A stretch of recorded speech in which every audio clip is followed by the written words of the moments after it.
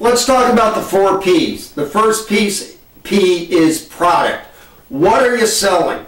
Are you just selling this little device? I doubt it. This device is the control for the video cam there. Without the video cam, it doesn't do me any good. So my product is not this unless I'm selling into an aftermarket, a replacement market. My product is the video cam with the remote control. Here's an eye drop. I use these because my eyes are dry. This product is easy to use. It doesn't require an instruction manual. I can figure it out, although there are directions on it. The video cam that this goes with is more complicated to use. I needed to read some of the instruction manual in order to figure it out. So my product for the video cam needed the instruction manual. That now becomes part of the product.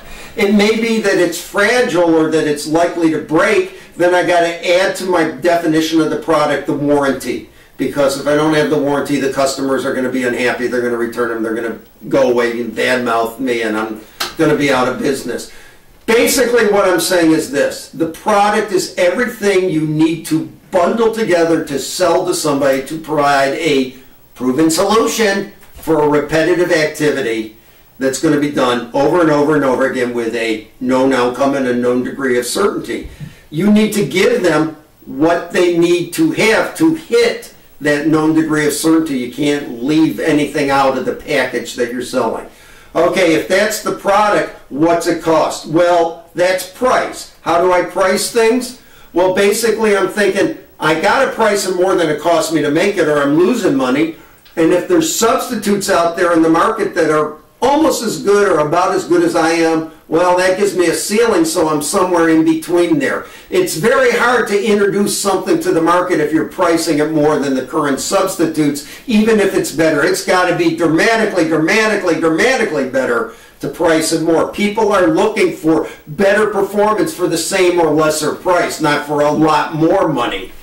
So that's what price is. Price is what does it all cost. Remember, price may not just be a hard dollar figure. It may be whatever it costs, I have to make it back because it's a process technology. I have to make it back within a year, within 2 years, and then, you know, I'm making money off of it. It's we saw that at Foresight when we were introducing ways of making biofuel out of poultry litter. There's a lot of poultry litter. There's in the U.S. amazing amounts of chicken dung mixed with sawdust.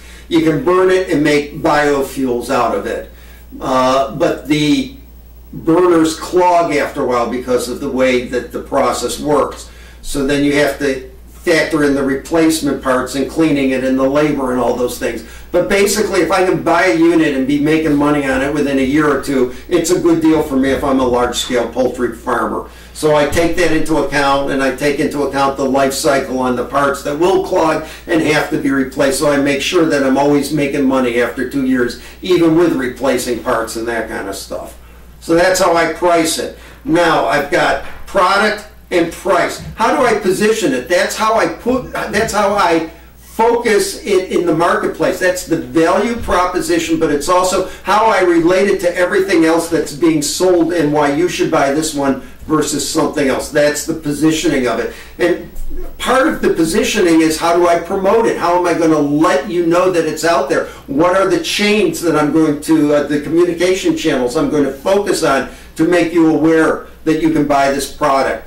Finally, how do I place it? That is, how do I get it into your hands? How do I ship it to you? So that's the 4 P's. Now, if I look at what's going on in the marketplace and where I am today, I either can provide the solution to those 4 P's myself, or I'm missing things and there's gaps. And it's important to understand where my weaknesses are vis-a-vis the 4 P's that are necessary to launch my product. Because where those weaknesses are, where those gaps are, tells me where I want to look to partner with somebody in order to move my technology to market.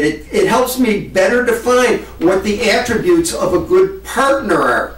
Remember way back when we were looking at the synergy graphics, we saw that you may have good technical capabilities, but you need somebody who has good market capabilities, and you need all of that to be down there at the intersection to get to market.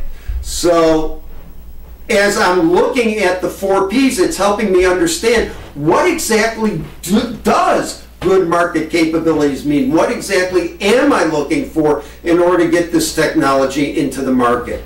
So that's how I use the analysis to figure out what's going on in terms of what I should be doing and what I should be looking for partners to do as part of developing my market entry strategy.